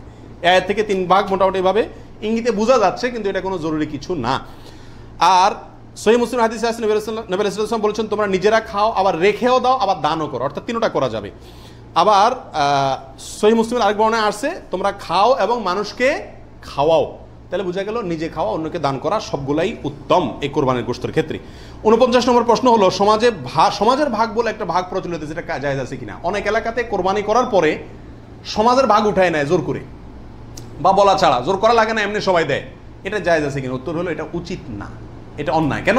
কারণ আমরা 5 জন মিলে একটা গরুতে অংশগ্রহণ করলাম, দিলাম, এখন সমাজে 1 ভাগ নিয়ে তাদের মতো গরিবকেই দিল তারা, কিন্তু আমার হয়তো অন্য গরিব আছে আত্মীয় স্বজন, আমি তাদেরকে দেবো, কিন্তু তারা তো তাদের মতো দিচ্ছে। এটা উচিত না। আমার গোশতটা আমি কি করবো না করবো সম্পূর্ণ আমাকে স্বাধীনতা দিয়েছে ইসলাম, বিধায় সেখানে এরকম অঘোষিতভাবে চাঁদাবাজি বা হয়তো অনেকে সন্তুষ্ট হয়ে দেয়, কিন্তু কারোর মনে অসন্তুষ্ট থাকতে পারে। যদি থাকে তাহলে এটা জটিলতা দেখা দিবে। এই জন্য কি হবে না, এটা উচিত হবে না, যার যারটা তাকে ভাগ করতে দেওয়া উচিত এবং উত্তম। 50 নম্বর প্রশ্ন হলো কোরবানির পশু অমুসলিমকে দেওয়া যাবে কিনা? উত্তর হলো কোরবানির গোশত অমুসলিমকে খাওয়ানো যাবে, অসুবিধা নেই, শরীয়তে কোথাও নিষেধাজ্ঞা নাই, অমুসলিমকেও খাওয়ানো যাবে। 51 নম্বর প্রশ্ন হলো কোরবানির গোশত 3 দিনে বেশি রাখা জায়েজ আছে কিনা? উত্তর হলো জায়েজ আছে। 3 দিনে বেশি রাখা যাবে না এমন কোনো কথা নাই। 52 নম্বর প্রশ্ন হলো কোরবানির গোশত শুকায় রাখা জায়েজ আছে কিনা? যে এলাকায় ফ্রিজ নাই তারা শুকায় রাখতে পারবে কিনা? অনেকে বলেন আমাদের দেশে যে কোরবানির গোশত কি কারণ যায় না, শুটকি বানানো যায় না, এতে গরুর কষ্ট হয়, পশুর কষ্ট হয় বা গুনাহ হয়। এগুলা মন গড়া কথাবার্তা, এটা সঠিক নয়। বরং যে কোনোভাবে আপনি চাইলে কি করতে পারবেন, গোশত রাখতে পারবেন। আল্লাহ সুবহানাহু ওয়া তাআলা আমাদের সবাইকে বিশুদ্ধ রূপে সঠিকভাবে কোরবানি করার তৌফিক দান করুন। জাযাকুমুল্লাহ ওয়া আখিরু দাওয়ানা আলহামদুলিল্লাহ।